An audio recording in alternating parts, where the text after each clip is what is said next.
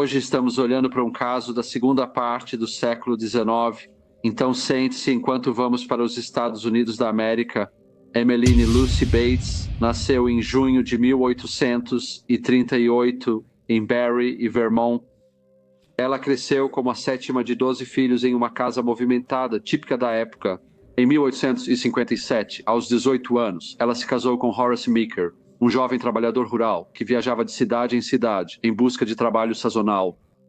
Após o casamento, Emmeline juntou-se a Horace em seu estilo de vida itinerante, muitas vezes trabalhando ao lado dele nos campos. Em 1858, o casal se estabeleceu brevemente em Plainfield, Vermont, onde receberam sua primeira filha, uma menina chamada Nellie. Com a família aumentando, os Meekers compraram uma casa modesta na cidade.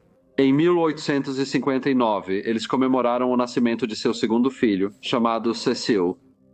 A estadia deles em Plainfield foi breve. Em 1860, venderam a propriedade e voltaram para Barry, onde Horace trabalhou com o pai de Emmeline em uma pequena fazenda.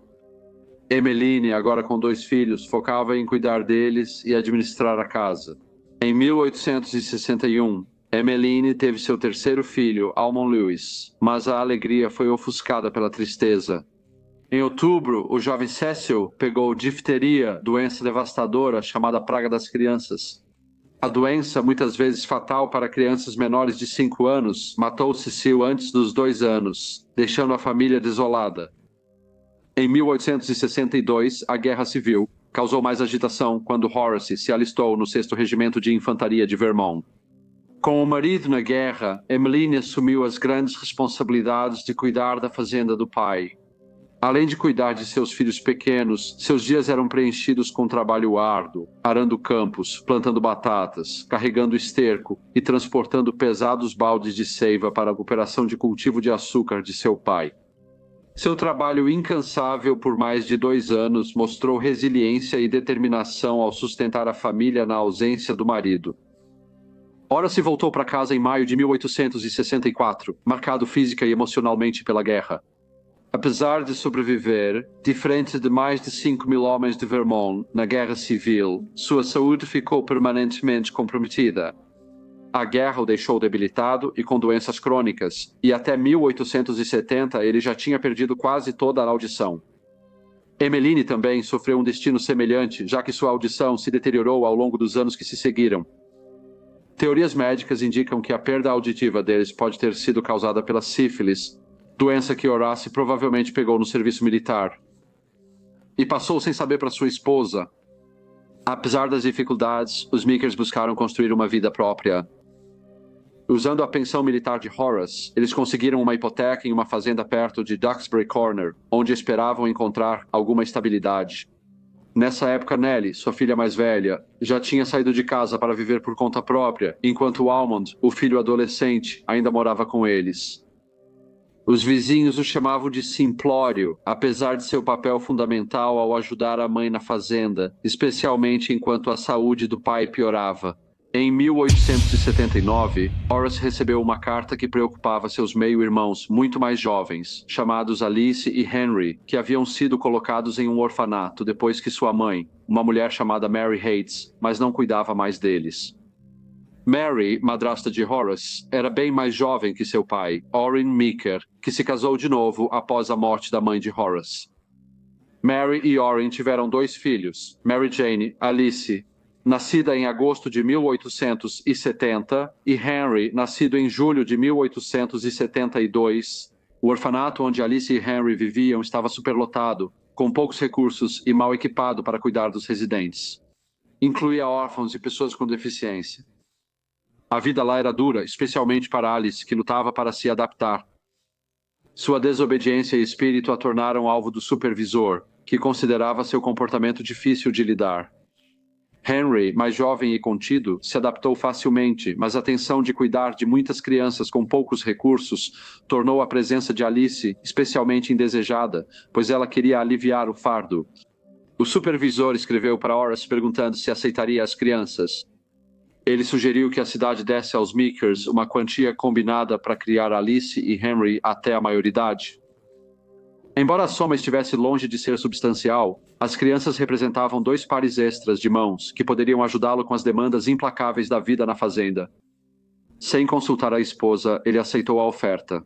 Em 5 de maio de 1879, Alice e Henry foram para a cidade, onde Horace os levou para sua nova casa. No entanto, sua decisão revelou uma tensão subjacente. Emmeline, já exausta por anos de trabalho e pelas tarefas domésticas, não apoiou o acordo, principalmente por não ter sido consultada. Aos 40 anos, ela aparentava ser bem mais velha que sua idade real.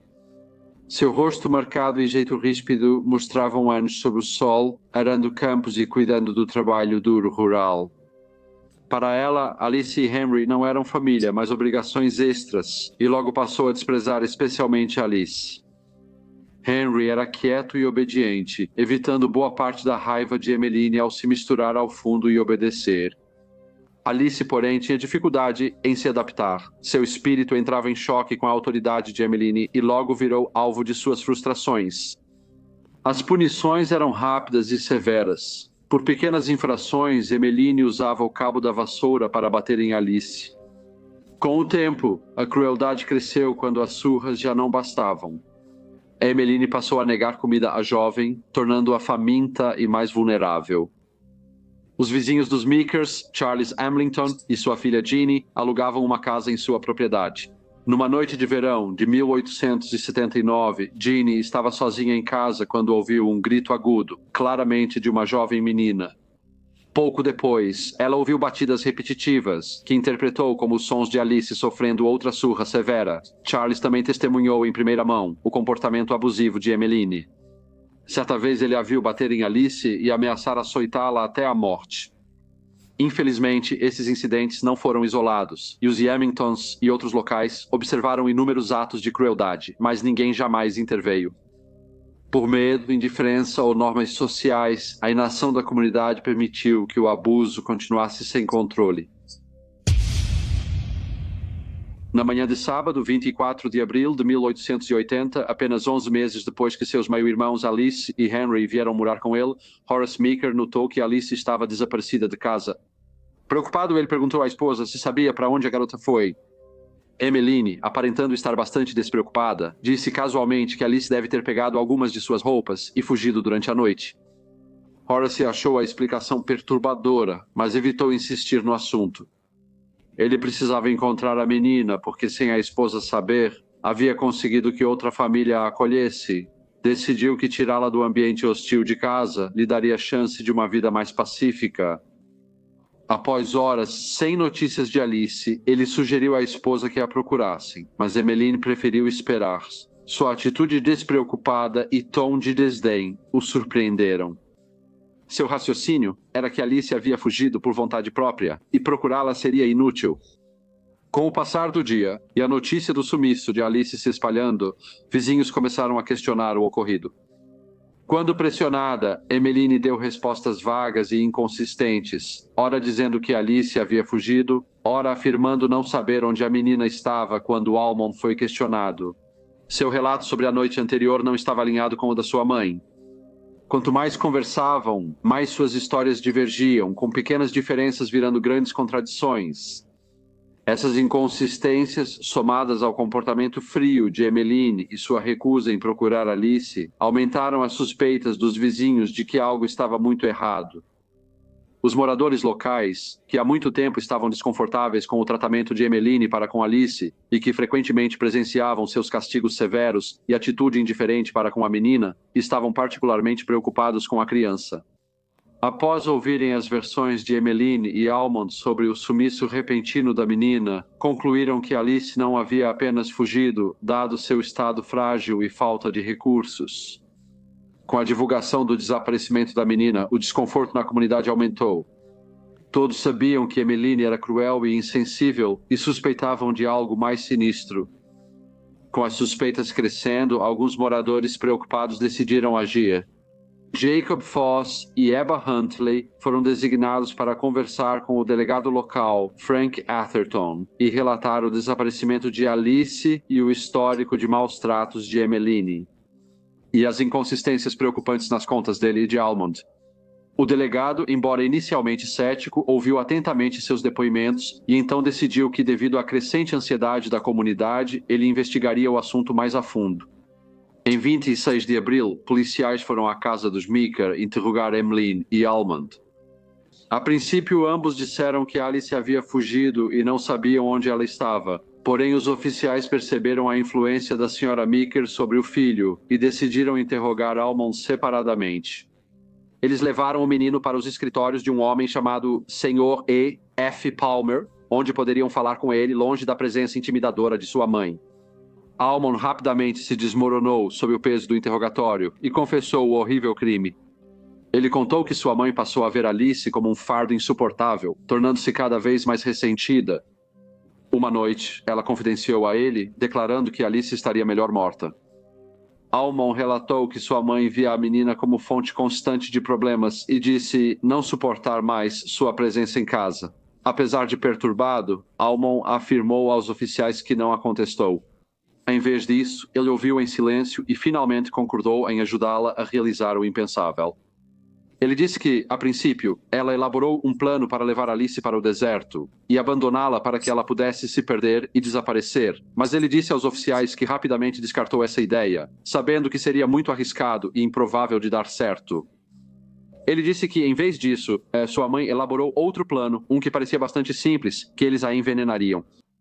Ele contou aos oficiais que sua mãe então o enviou a uma farmácia para comprar estricnina, e enquanto estava na cidade, ele alugou uma carruagem para o dia seguinte. Ele afirmou que na noite de 23 de abril o plano foi executado. Ele e a mãe esperaram Alice dormir, colocaram um saco em sua cabeça e a levaram para a carruagem. Ele disse que pararam perto do riacho, onde puxaram a jovem para o chão e que sua mãe pegou o veneno dele, despejou-o numa bebida e então entregou para Alice, forçando-a a bebê-lo. Ele disse que Alice resistia, mas sua mãe era mais forte e a segurou firme. Ele relatou que logo Alice teve fortes convulsões e sua mãe segurou sua boca para contê-la. Ele então disse que eles colocaram Alice de volta na carruagem e dirigiram por mais uns 5 quilômetros. Ele hesitou, a voz trêmula. Ele disse que as convulsões duraram o que parecia uma eternidade, talvez até 20 minutos, enquanto ele via Alice lutando pela vida, seu corpo se contorcendo em agonia. Por fim, seus movimentos cessaram, o corpo ficou flácido e ele percebeu que ela morrera. Ele contou que pararam num pântano próximo a um riacho e a enterraram rápido. Apesar de cúmplice, era claro para os oficiais que Almond estava atormentado pela lembrança daquela noite. Ele não conseguia entender por que tinha permitido que isso acontecesse, por que tinha ajudado sua mãe a realizar um plano tão terrível. Mas estava feito, Alice morta. Almond então levou o xerife adjunto e outros oficiais ao lugar onde Alice havia sido enterrada. A cova era rasa e seu corpo logo foi exumado enquanto os homens cuidadosamente a desenterravam. Os hematomas da violenta luta ainda estavam visíveis em sua pele, um lembrete sombrio da crueldade que ela sofreu em seus momentos finais. No entanto, quando tentaram transportar o corpo de Alice de volta, encontraram um problema inesperado. A carroça era pequena demais para acomodar o corpo adequadamente. Sir Almond foi forçado a mantê-lo em pé durante a viagem, enquanto atravessavam os campos. Almond lutou para evitar que o corpo sem vida caísse da carroça, sentindo o peso de suas ações a cada milha. Estranhamente, no dia seguinte, Almond Meeker retratou sua confissão e insistiu que foi ele quem matou Alice e que havia agido sozinho. Mesmo assim, ele e a mãe foram acusados de assassinato. Em 10 de maio, em Waterbury, Emmeline e Almond enfrentaram uma multidão enfurecida. A notícia da morte de Alice se espalhou amplamente, deixando a comunidade fervendo de raiva. Na audiência, o Dr. August Without, professor de Química da Universidade de Vermont, apresentou as descobertas da autópsia de Alice e confirmou a presença de estricnina em seu estômago. Ao longo da audiência de 2 dias, mais de uma dúzia de testemunhas testemunharam sobre o abuso que Alice sofreu nas mãos de Emmeline. Quando a audiência terminou, foi decidido que tanto Emmeline quanto Almond Meeker seriam levados a julgamento, que estava programado para começar no dia 22 de novembro de 1880. Discutiu-se muito sobre julgá-los juntos ou separados, mas decidiram que enfrentariam o julgamento juntos. Quando o julgamento começou, a Sra. Meeker parecia muito diferente de como estava no momento de sua prisão. Ela não estava mais tão abatida e sua figura havia preenchido. Ela estava sentada, bem vestida, de luvas e comportamento mais composto enquanto observava o tribunal. Ao lado dela estava seu filho, Almond, vestido com um terno novo, seu cabelo bem penteado. E embora seu rosto parecesse mostrar sinais de fraqueza, ele sorria, como se estivesse quase satisfeito com os procedimentos. O casal estava de mãos dadas, como na primeira audiência em Waterbury, mas algo ia mudar. Após falar com seus advogados, Almond se declarou culpado, deixando sua mãe sozinha diante do júri. A equipe jurídica de Emmeline, em um último esforço para salvá-la, tentou culpar apenas seu filho. Alegaram que Almond matou Alice sem que a mãe soubesse, retratando-o como o único instigador do crime. Argumentaram que Emmeline desconhecia as intenções de Almond e não participou do ato brutal. Tentaram retratar a mãe como inocente, afirmando que ela desconhecia a mudança violenta de Amon e não participou da tragédia. No entanto, foram apresentadas testemunhas que contaram sobre a crueldade que Emmeline sempre demonstrou em relação à criança. O Sr. Charles Arlington relatou ter presenciado abusos da Sra. Meeker contra Alice.